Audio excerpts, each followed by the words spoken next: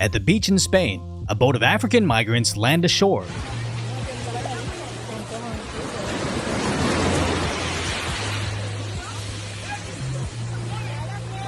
Which really makes you wonder, why does it seem these boats are always carrying military-age males equipped with smartphones? Because it's not only Spanish beaches, but Italian islands.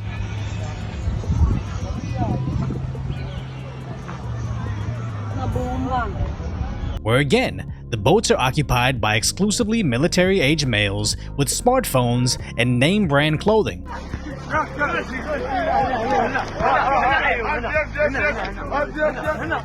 And these exact same beach landings are occurring all throughout Europe, where the mainstream dinosaur media seems to be outright ignoring it.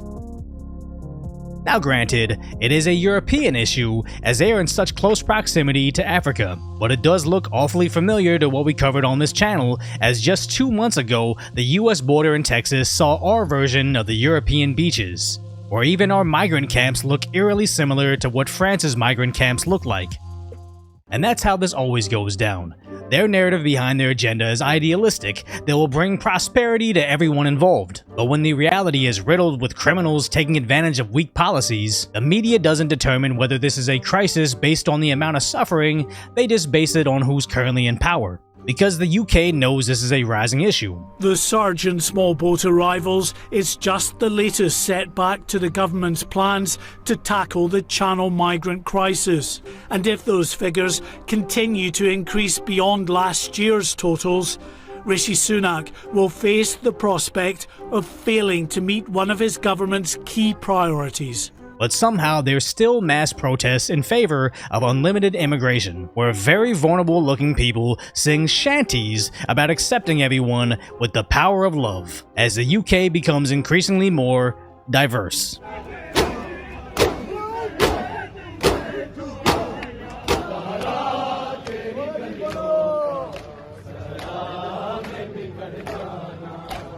Which really seems to be a self-defeating policy here, as this group of socialists wearing seize the means of production shirts, demanding open borders, no deportations, with stop the far right signs, yet this group outnumbers the camera guy 100 to 1 and somehow still can't be intimidating. It always happens. Go on. What? Clear off. What are we going to do? You come up to me like he's going to do something, mate. You come up like he's going to do something. Are you going to do something? What do they really think will happen if the UK suddenly has a majority of fundamentally religious people? Do they actually think that the migrants will sing shanties about accepting the things that are punishable by death in their home country? Because the unrest in France really showed us how quickly an entire culture can change.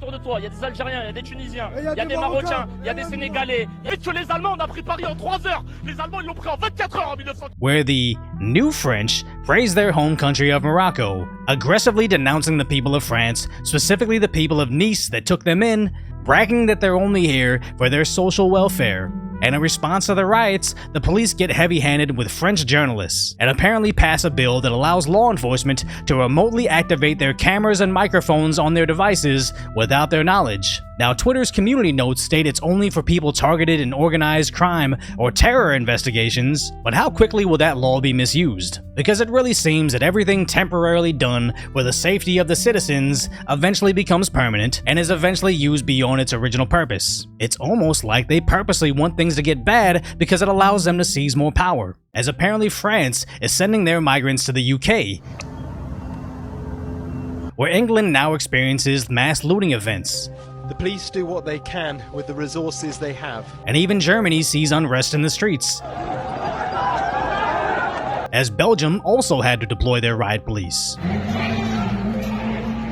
It doesn't take a genius to identify that there's problems here, but apparently the left thinks you're a bad person for pointing that out. But even I'm saying there's a problem here, being someone not born in the US that mainly interacts with people that are either first or second generation immigrants. Because I'm a firm believer that immigration is a good thing, but not this completely lawless scenario that enriches criminals and victimizes the innocent, like with the disaster that occurred on the boat from Libya to Greece.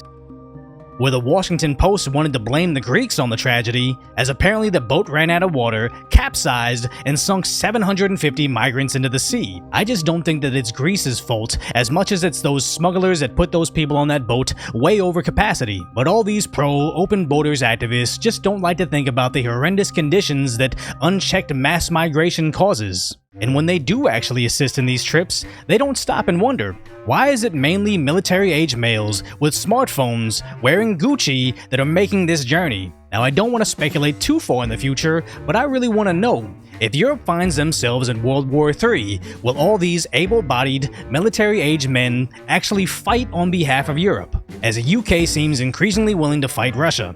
We are now at war in Europe. We need to move to a war footing. We are involved in that. We've mobilized our procurement processes. We're gifting equipment. We need to face Russia directly and rather than leaving Ukraine to do all the work. And just last month, there was speculation of the BRICS nations creating their own currency. Then this month, there is reporting that it will be a gold-backed currency to end reliance on the US dollar. And with Ukraine getting closer to joining NATO, and Biden reiterating that the US will defend NATO borders. NATO takes, always take, Article 5, literally.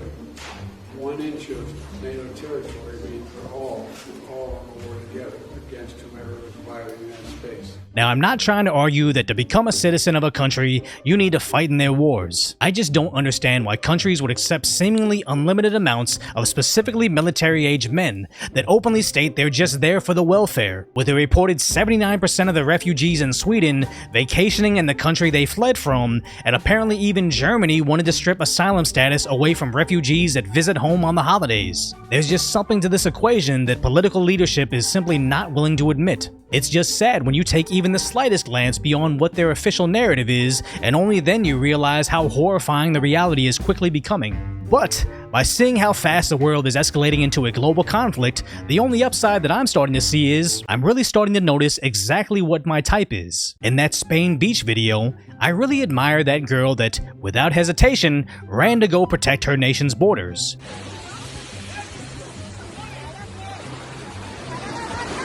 Where I recently realized how much I like the tenacity of Barstool's Wingstop girl. All I want is Wingstop! That's hilarious. Why? I'm starving, Swizz! What did you eat today? I ate nothing! Nothing! Who personified that same glowing red-eyed rage as that bath cat. And to those wondering why I would suddenly gain the newfound appreciation for these hyper-aggressive women, I don't think the average American citizen is ready for an actual physical conflict with whatever this is. So if you appreciate my lighthearted but concise commentary on what's really going on in the world, hopefully I've earned your subscription, then go check out the video on what happens when left-wing activists find out.